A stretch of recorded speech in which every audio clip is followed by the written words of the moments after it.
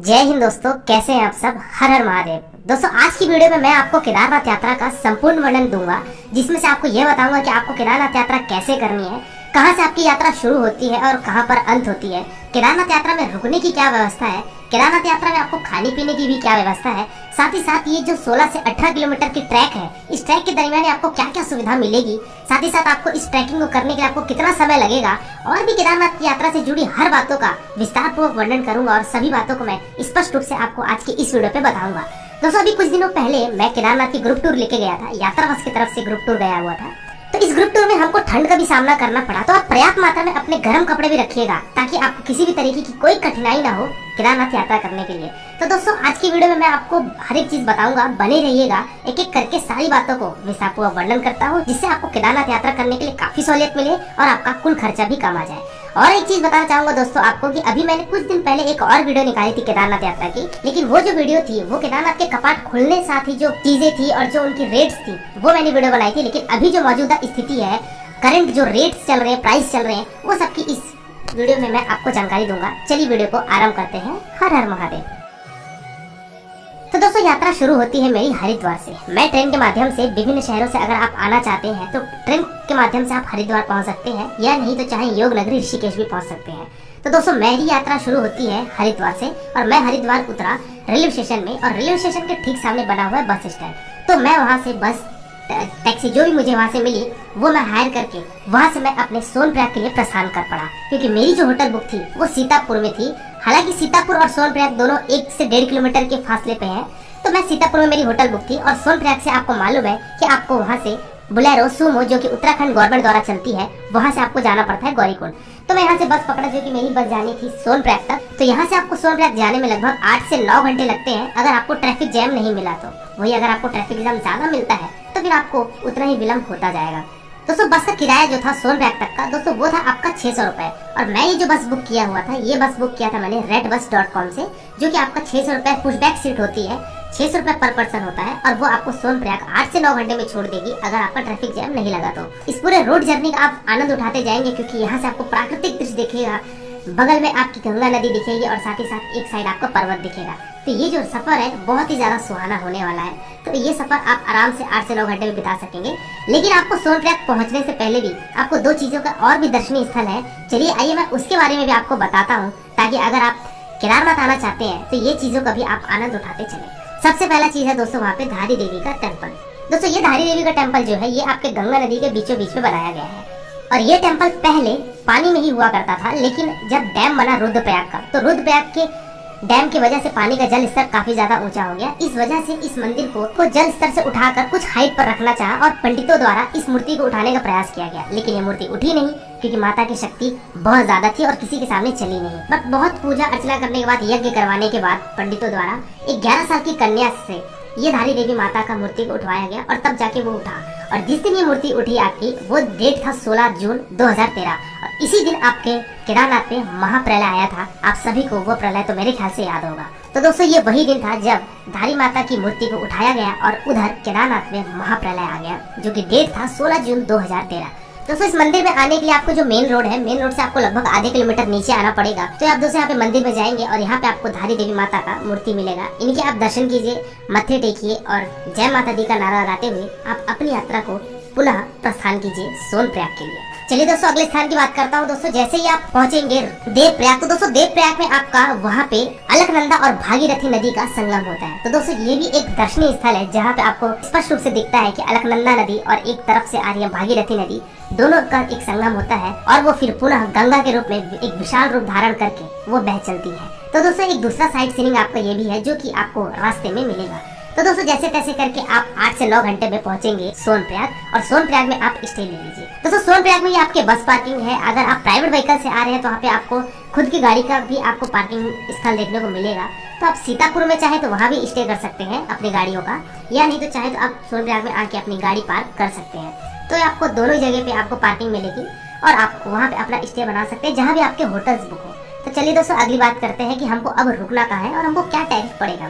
तो दोस्तों, आपको ये बताना चाहूंगा कि सीतापुर में, सोनप्रयाग में बहुत नॉर्मल या फिर स्टैंडर्ड रूम्स आपको मिलेंगे, ज्यादा हाई फाई लग्जरियस होटल नहीं मिलेगा।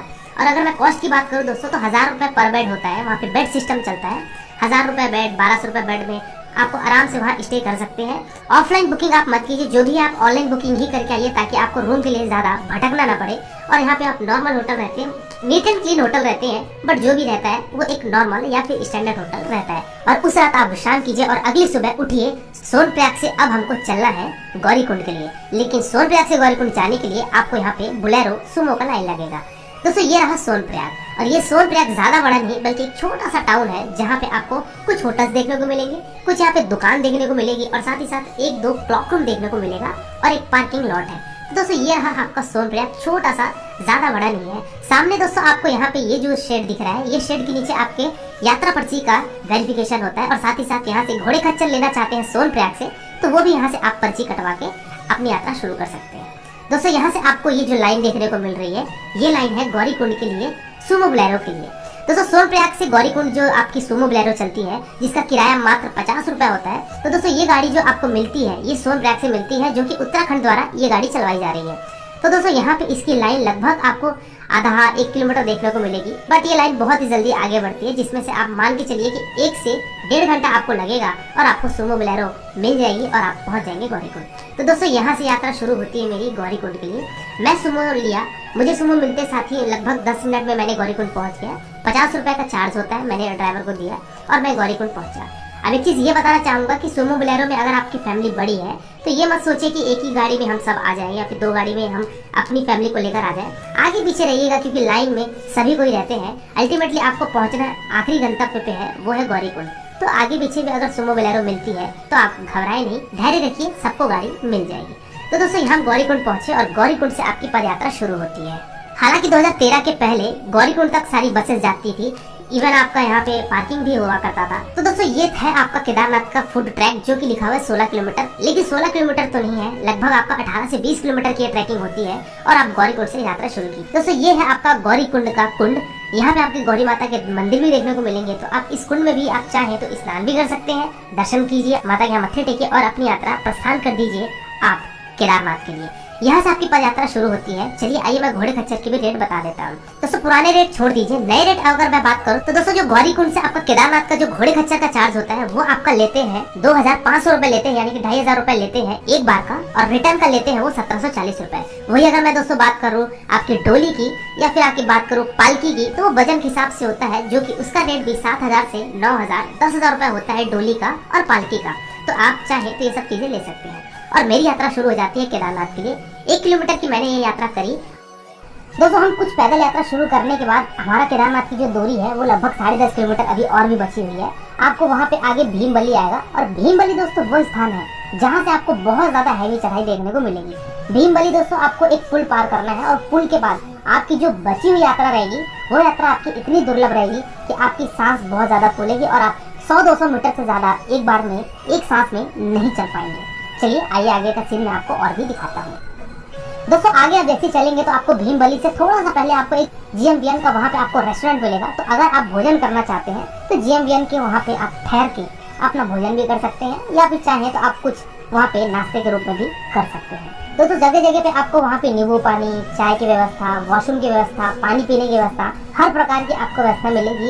इवन आपको वहाँ पे RO का गर्म पानी भी आपको मिलेगा। तो अगर आप गर्म पानी भी पीना चाहते हैं तो उन सभी चीज़ों की आपको वहाँ पे बंदोबस्त देखने को मिल जाएगी, जो कि GMVN द्वारा है। अरे हमारे दोस्तों अभी हम लोग ट्रैकिंग कर रहे थे तो आपको यहाँ पे देख सकते हैं ग्लेशियर भी मिलेगी, जो कि ये सफ़ेद की जगह थोड़ी सी काली भी हो रखी है क्योंकि यहाँ पे घोड़ों खच्चर का आवागमन बहुत ज़्यादा है, इसलिए यहाँ पे आपको थोड़ा सा ये स्नो की जो क्लियरिटी है वो उतनी अच्छी नहीं है। तो अगर आप चाहें तो अभी हम लोग यहाँ पे फिलहाल मई मंथ में है, तो देखते हैं कि अभी ये स्नो कब तक रहती है। हो सकता है कि मई महीने तक तो पूरा रहे, एंडिंग अक्टूबर सितंबर आने तक तो बहुत ज़्यादा स्नो रहती नहीं है, मेल्ट हो जाती है ऑलमोस्ट। और देख सकते हैं कि ऊपर पर्वत से पूरे ग्लेशियर जो है ये पूरे इकट्ठा हो चुके हैं। तो आपको जगह जगह पर ये सब नज़ारे भी देखने को मिलेंगे। दोस्तों जैसे जैसे आप अपनी चढ़ाई आगे करते जाएंगे वैसे ही आपको वहाँ पे प्राकृतिक सौंदर्य बहुत ही ज़्यादा शानदार देखने को मिलेगा। जैसे बर्फ की ग्लेशियर हो गई, आपके पर्वतीय रास्ते हो गए, साथ ही साथ आपके वहाँ की ब्यूटी, वहाँ के पर्वत, महादेव का जो ट्रैकिंग यात्रा है बहुत ही शानदार, अनोखा और बेहद शानदार हो जाता है। तो आप हर हर महादेव का नाम लेते हुए आप महादेव की तरफ प्रस्थान करते चलिए और हमको लगभग ये यात्रा करने में 9 से 10 घंटे लग गए। अगर आप आराम से भी यात्रा करेंगे तो आप मान के चलिए कि 10 घंटा तो आपको लगना ही है। अगर आप और आराम से यात्रा करेंगे तो 11 घंटे भी लग सकते हैं। दोस्तों एक चीज से आप जरूर सावधान रहिएगा, घोड़े खच्चर का आवागमन बहुत ज्यादा है। कहीं कहीं पे तो आपको ऐसा प्रतीत होगा कि इंसानों से ज्यादा तो घोड़े खच्चर का आवागमन है, तो उनसे थोड़ा सा बच के रहिएगा, क्योंकि रास्ते में कहीं कहीं रेलिंग नहीं है, एक साइड खाई है, दूसरी साइड आपके घोड़े खच्चर है, तो थोड़ा सावधानी पूर्वक आप चलिएगा, क्योंकि हम सभी को इन सब चीजों का बहुत ज्यादा कठिनाइयों का सामना करना पड़ा। तो आप हिसाब से चलिएगा और अपने आप का भी ख्याल रखिएगा। सबसे बड़ा प्रश्न दोस्तों भक्तों के मन में ये आता है कि केदारनाथ में ऊपर स्टे की क्या व्यवस्था है। तो दोस्तों मैं आपको बताना चाहूंगा कि जैसे ही आप अपनी यात्रा करते जाएंगे तो आपको एक बेस कैंप मिलेगा, और इस बेस कैंप पे आपको दोस्तों हाउस हट मिलेंगे और साथ ही साथ आपको टेंट की व्यवस्था मिलेगी। हाउस हट की बुकिंग और टेंट की बुकिंग आपकी GMVN की ऑनलाइन वेबसाइट है, उस वेबसाइट में जाके आप अपनी बुकिंग करवा सकते हैं। हाउस हट अगर आपको नहीं मिलता है तो आपको टेंट मिल जाएगा, 400 रुपए पर बेड पर नाइट मिलता है, और इस टेंट में आपके लगभग 10 लोग रहेंगे, जो कि डॉर्मेट्री सर्विसेज कह सकते हैं। यहाँ पे आपको गद्दे रजाई दोनों ही दिए जाएंगे, तो आप इस टेंट में अपना स्टे बनाकर अपनी रात गुजार सकते हैं अगर आपकी बुकिंग नहीं हो पाई है अगर होटल्स में। तो वही अगर बात की जाए प्राइवेट होटल्स की, तो प्राइवेट होटल्स भी बहुत लिमिटेड है, जिसकी जानकारी अभी आगे मैं आपको वीडियो पर दूंगा और दिखाऊंगा भी।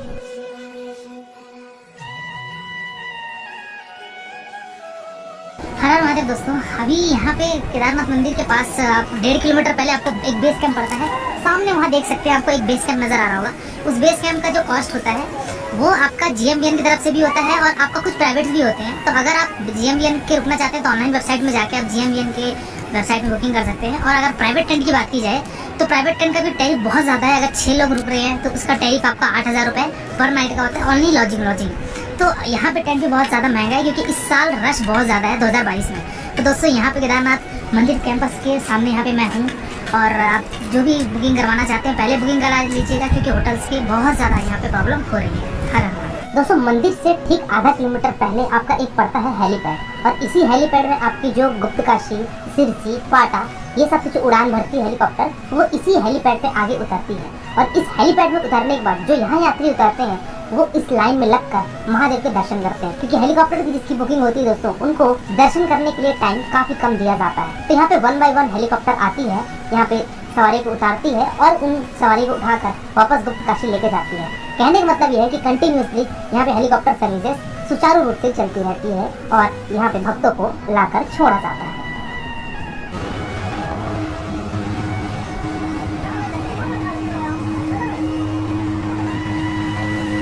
तो दोस्तों ये है हमारे महादेव का मंदिर प्रांगण, जिसका हम बेसब्री से इंतजार कर रहे थे। काफी मशक्कत के बाद हमको महादेव के मंदिर के दर्शन हुए और हम कतार में भी लगकर महादेव के दर्शन अवश्य करेंगे। लेकिन पहले हर हर महादेव का जोर से आप कमेंट सेक्शन में नारे लगा दीजिए। आगे बढ़ने से पहले दोस्तों मैं आपको एक चीज और बताना चाहूंगा कि मंदिर के ठीक पीछे एक बड़ी सी पर्वत रखी हुई है, और ये जो 2013 की आपदा आई थी, इस आपदा में ये शिला आकर पहाड़ का एक चट्टान आकर मंदिर के पीछे आट टिका था, जिससे पानी के जो हिस्से थे वो 2 भाग में बढ़ गए थे, जिससे मंदिर के अंदर पानी प्रवेश नहीं किया था और मंदिर को किसी भी तरीके की कोई हानि नहीं हुई थी। तो ये है महादेव की कृपा कि मंदिर के आसपास जितने भी होटल्स, धर्मशालाएं, लॉज, खाने पीने के जो भी रेस्टोरेंट्स हैं, सब ध्वस्त हो चुके थे, सब मलबे में तब्दील हो गए थे। लेकिन महादेव के मंदिर प्रांगण को कुछ भी नहीं हुआ, महादेव के मंदिर को कुछ नहीं हुआ, क्योंकि ये सब भोलेनाथ की कृपा थी। तो दोस्तों इस प्रांगण में आप आएंगे तो कहा जाता है कि स्वर्ग कहिए चाहे केदारनाथ, बात एक ही है। ये जब आप यहाँ पहुँचेंगे तब आपको इस चीज का अनुभव होगा कि स्वर्ग कहिए या फिर महादेव का मंदिर, दोनों की बात एक ही है। तो दोस्तों हम यहाँ पे मंदिर के आसपास रहे, यहाँ पे प्राकृतिक सौंदर्य देखे, महादेव के दर्शन किए और महादेव के भक्ति में लीन हो गए।